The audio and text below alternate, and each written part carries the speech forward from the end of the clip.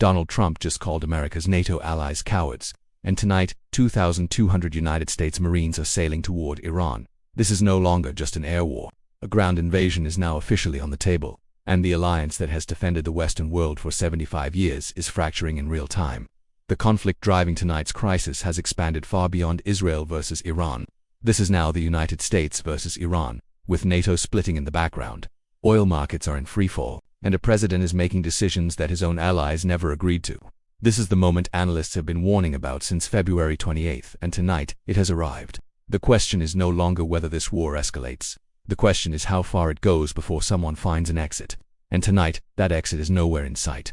Here is what we know with certainty right now. The USS Boxer and 2 additional Navy amphibious ships departed San Diego. They are carrying at least 2,200 Marines. This is the second Marine Expeditionary Unit deployment in a single week. These are not support troops. These are not logistics personnel. Marine Expeditionary Units are self-contained combat forces. They carry ground forces, fighter jets, Osprey aircraft, and attack helicopters. They are designed for one purpose. And attack helicopters. They are designed for one purpose: rapid offensive operations in contested environments. The 2 targets being discussed openly in Washington tonight are specific and significant. Option 1 is seizing Iran's Kharg Island, the hub of Iran's entire oil economy. Option 2 is direct coastal raids on the Iranian shoreline. The goal is to force Tehran to reopen the Strait of Hormuz, and both options involve putting American boots on the ground. The White House says tonight there is no plan to send ground troops anywhere at this time, but President Trump, when asked directly about Kharg Island, did not deny it. He said he may have a plan or he may not, and he said it is certainly a place that people are talking about. That is not a denial, that is a signal. And in Washington, signals from the president carry operational weight. Think about what that signal means. The United States has already struck more than 7,000 targets inside Iran in 21 days. 7,000 targets. That is not a limited operation. That is not a surgical strike.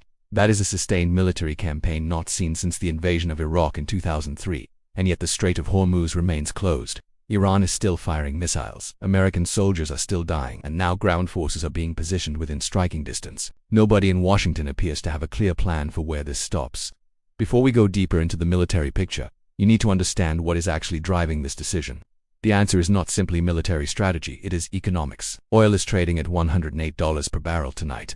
Oil is trading at $108 per barrel tonight. Gas prices across the United States have risen nearly $1 per gallon since Trump launched this war. The national average is approaching $4 per gallon. Diesel prices are up nearly $1.50 per gallon from just a month ago. The U.S. economy is now paying approximately $575 million more every single day, just in fuel costs alone. That number compounds every week this war continues, and it is landing directly in the wallets of ordinary Americans. Americans who were never asked whether this war was worth fighting. But here is the number that explains everything. Qatar has just confirmed that Iranian missile strikes knocked out 17% of its liquefied natural gas export capacity. 17%. Gone overnight. Qatar estimates the damage will cost $20 billion in lost revenue. Engineers are saying it could take up to 5 years to fully repair. 5 years. That is not a temporary disruption. That is a structural reshaping of global energy supply. Europe depends heavily on Qatari liquefied natural gas. Japan depends on it. South Korea depends on it. It will not be flowing at full capacity again until 2031 at the earliest. That reality is already being priced into energy contracts, heating bills, and manufacturing costs. From Tokyo to Berlin to Sao Paulo. And now Saudi Arabia has issued a warning that should alarm every government on earth. Saudi officials are saying oil prices could surge to $180 per barrel.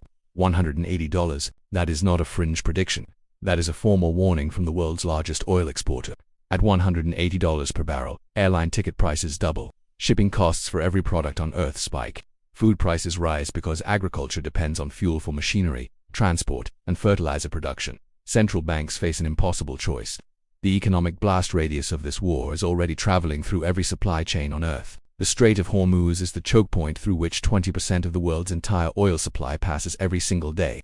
Every tanker heading to Europe, every cargo ship supplying Japan must pass through this corridor. And right now, Iran is threatening it. Trump said opening the strait would be a simple military maneuver.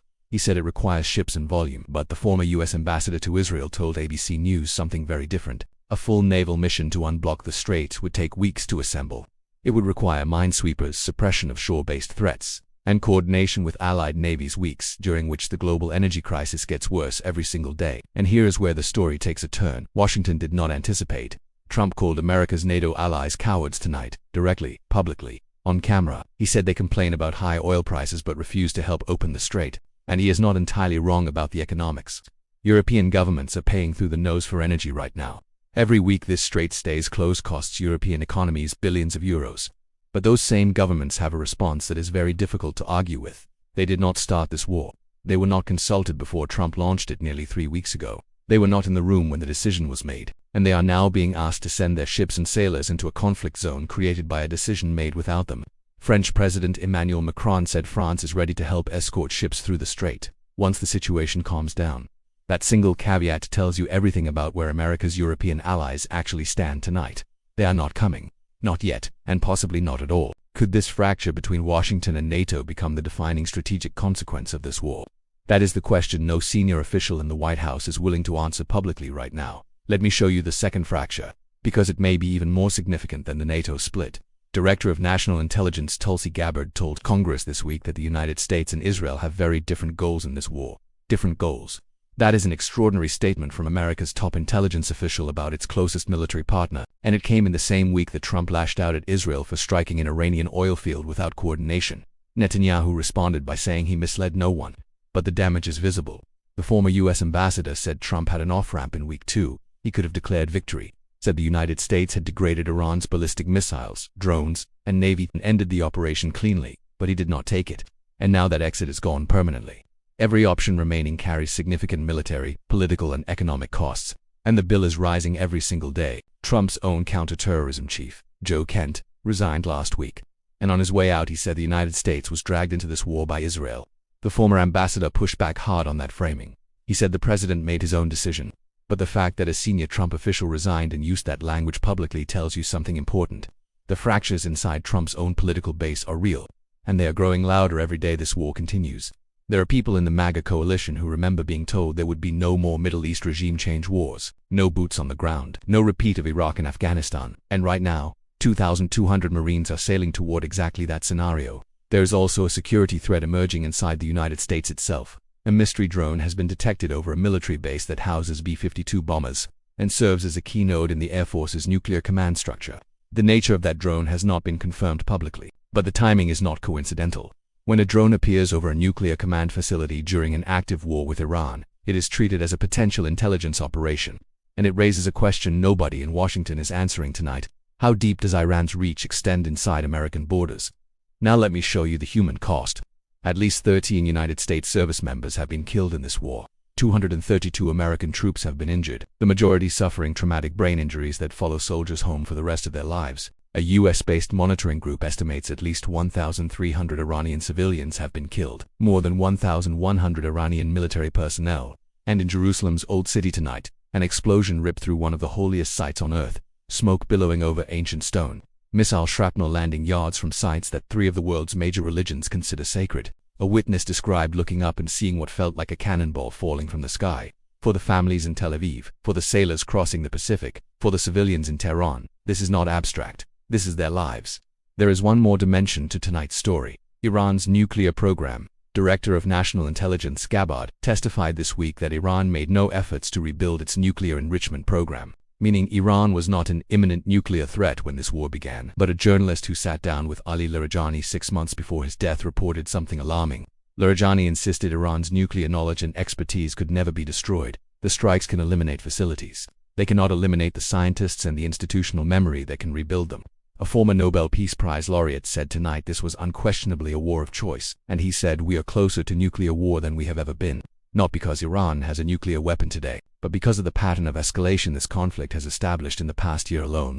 5 of the 9 countries that possess nuclear weapons have been engaged in active warfare simultaneously: Russia and Ukraine, the United States and Israel and Iran, India and Pakistan. 5 nuclear powers in active combat at the same time. Meanwhile, Iran's new supreme leader issued a defiant statement tonight. He called the American strategy flawed. He said it is backfiring. And the IAEA confirmed this week that inspectors are no longer getting full access to Iranian nuclear sites. There is now a knowledge gap. International visibility into Iran's nuclear program has been reduced precisely at the moment when the risk of miscalculation is at its highest. An untested new supreme leader, a fractured command structure, and reduced oversight of nuclear facilities. That is exactly the environment in which catastrophic miscalculations happen. The next 72 hours are the most consequential this war has produced. Trump must decide whether to authorize a ground operation his own base was promised would never happen. NATO allies must decide whether to send ships into a conflict they never agreed to join, and Iran's new supreme leader must decide whether his defiant posture is backed by real military capability. Oil markets are watching every signal from Washington. Will the Strait of Hormuz open this week, or will it remain closed for months? What we know tonight is this.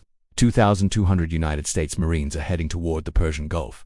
Kharg Island and coastal raids are being openly discussed in Washington.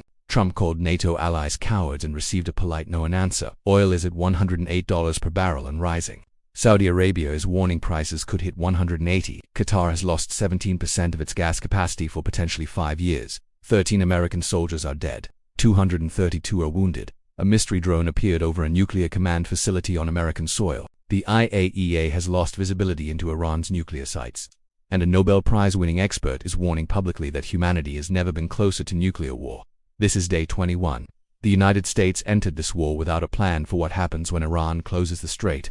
And now the entire weight of that miscalculation is bearing down on a president who promised his supporters he would never put American boots on Middle Eastern ground again. What happens in the next 72 hours will not simply determine the next phase of this war. It may determine whether the global order that has kept the major powers from direct confrontation for 80 years can survive. The decisions being made tonight in Washington, Tehran, and every European capital watching from a distance and hoping someone else solves this before it is too late.